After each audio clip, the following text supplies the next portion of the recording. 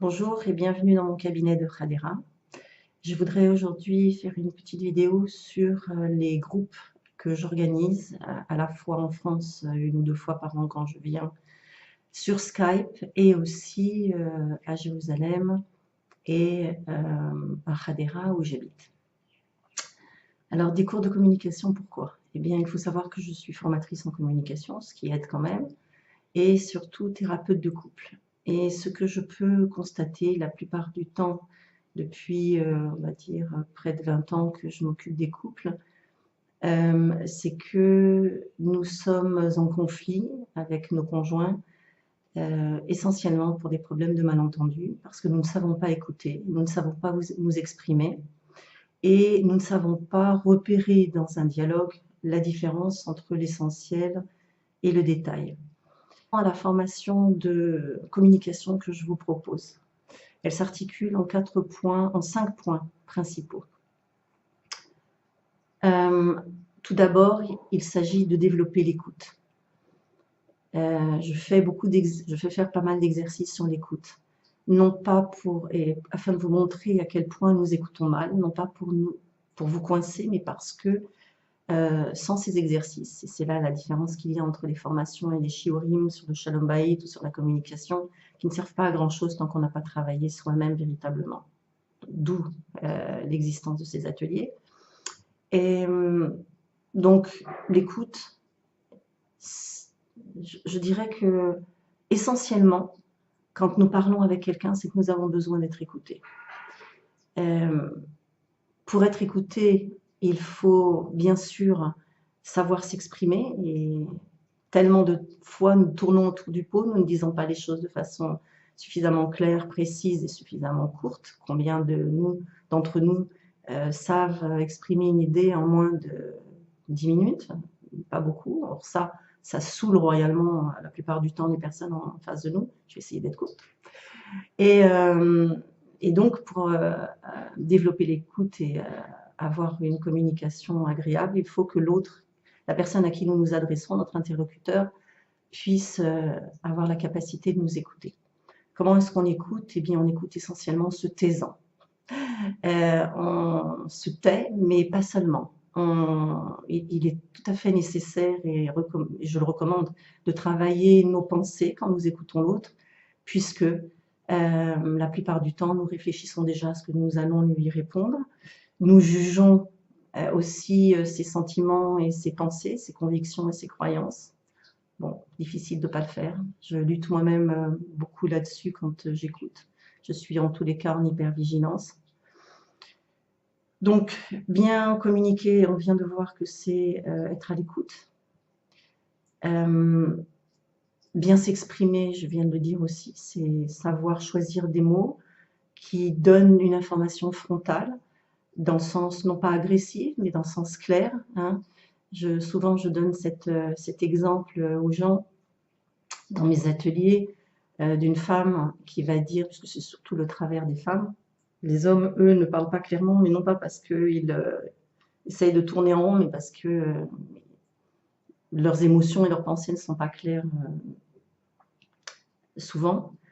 Et j'ai perdu le fil de ce que je disais. Oui, savoir bien s'exprimer, c'est absolument essentiel, et souvent, et de façon frontale. Et ce que je dis, l'exemple que je donne souvent, c'est l'histoire de cette femme qui ne supporte pas sa belle-mère et qui, au lieu de dire à son mari qu'elle a tellement pas envie de se retrouver 24 heures tout Shabbat avec sa belle famille, va dire à son mari: chérie, tu es sûr tu veux sortir pour Shabbat, tu n'es pas trop fatigué? Et le mari réfléchit, se dit que somme toute la famille va être réunie, et il répond non, même s'il est fatigué.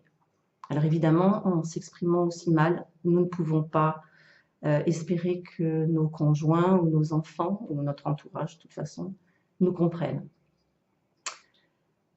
Donc on a vu l'écoute, savoir s'exprimer.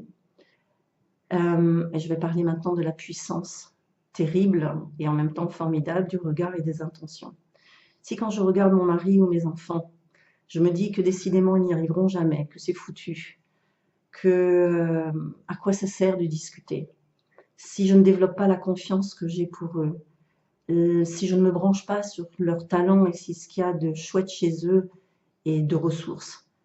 Je vais diffuser, ne me demandez pas comment ça marche, mais je sais que ça marche, je vais diffuser cette noirceur, cette espèce de brouillard lourd, sombre, épais, qui va engluer l'autre et qui va l'empêcher d'aider à ce que la communication se passe bien.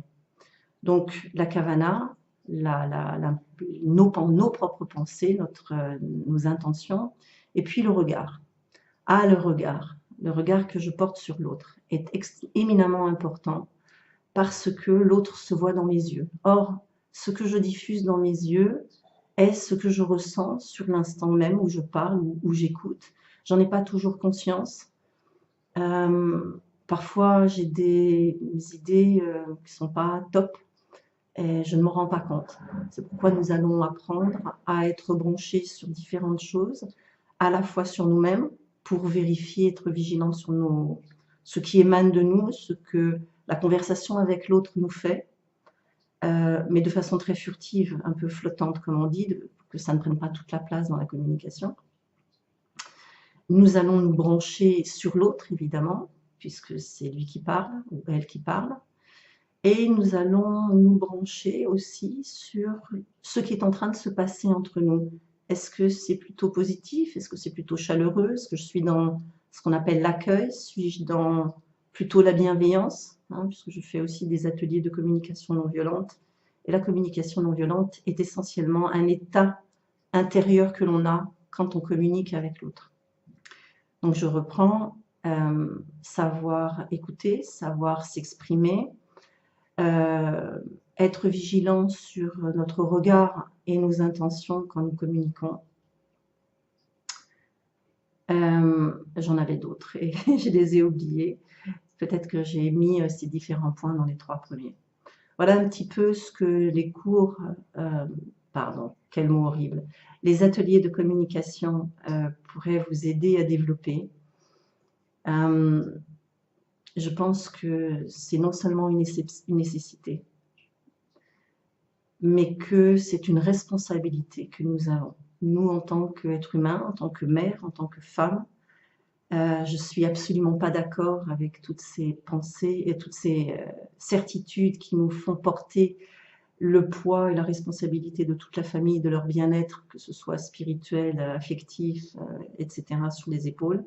Par contre, je pense que ce que nous diffusons, ce que nous transmettons, ce qui émane de nous, va avoir une influence particulière sur la famille. On parle beaucoup dans le judaïsme de faire venir Mashiach et de faire régner une tranquillité, une paix dans le monde.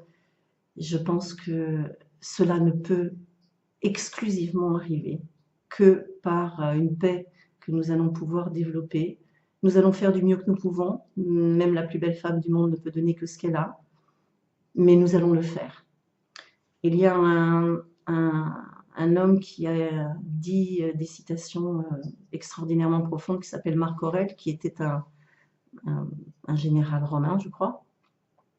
Il a dit « Si tu ne peux donner à tes enfants le meilleur du monde, donne-leur le meilleur de toi-même. » Alors dans cette phrase, il y a donner. Comment est-ce qu'on fait pour donner? Eh bien, la plus belle chose que nous pouvons donner à notre entourage, c'est de bien communiquer avec eux.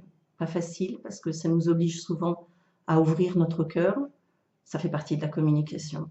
Veillez à ce que votre cœur soit ouvert, dans le sens, portez attention sur ce qui se passe à l'intérieur de vous quand vous communiquez. Ça fait partie un peu de la pleine conscience dont on parle beaucoup.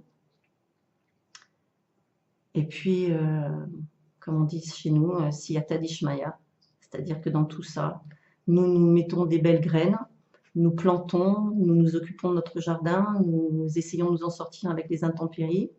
Et puis, il y a aussi l'aide divine autour de nous qui va peut-être faire que nous mettons les ingrédients, mais que la mayonnaise va prendre. Alors, voilà ce à quoi je vous invite dans mes ateliers. Une petite explication sur comment je les vois, mais ça peut être tout à fait autre chose. Je suis ouverte à toutes les propositions. En général, pour apprendre la communication, il faut une dizaine d'ateliers. Mais on peut se débrouiller avec 5. Ces ateliers sont des ateliers extrêmement intensifs où je vous fais bosser Je vous dis des choses, mais je vous pousse dans vos retranchements aussi. Pas pour vous faire mal, mais pour que vous puissiez absorber, intégrer vraiment non seulement ce que je dis, mais ce que vous choisissez de prendre dans ce que je dis. Un jour, mon RAF, qui était mon superviseur aussi, qui s'appelait le professeur Dipour, qui s'appelle le professeur Dipour toujours, mais qui n'exerce plus, m'a dit une chose qui était totalement en contradiction avec ce qu'il venait de me dire 15 jours auparavant. Et je le regarde, je lui dis, mais professeur Dipour, vous m'avez dit exactement la même chose il y a 15 jours. Il me regarde, il me dit, mais Malka, il ne faut pas croire tout ce que je dis. Ben moi non plus, vous n'allez pas croire tout ce que je dis, vous allez y réfléchir, vous allez voir ce qui sonne juste pour vous, ce que vous pouvez prendre, ce que vous voulez prendre pour votre propre vie, puisque vous êtes unique et que tout ce que je peux vous aider à faire, c'est à vous donner des outils pour mieux vous aimer, vous et votre entourage, et ça passe par la communication. Voilà, je vous laisse. Si vous voulez en savoir plus sur les ateliers, les courses, la façon dont je traite les difficultés de société, etc., vous pouvez vous brancher sur mon site internet écoute sans accent juif.com. Il y a toutes sortes de choses. Allez-y, je vous invite à lire, à laisser vos commentaires et bien sûr à vous inscrire à mes ateliers. Bonne journée, à bientôt.